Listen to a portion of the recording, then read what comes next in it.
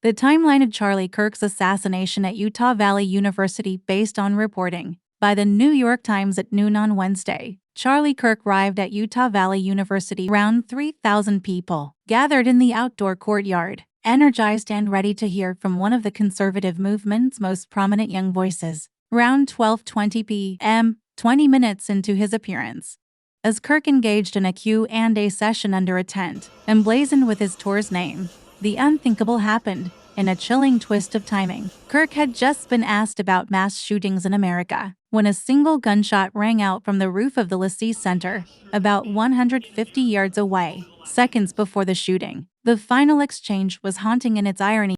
So, do you know how many transgender Americans have been mass shooters over the last 10 years? Too many.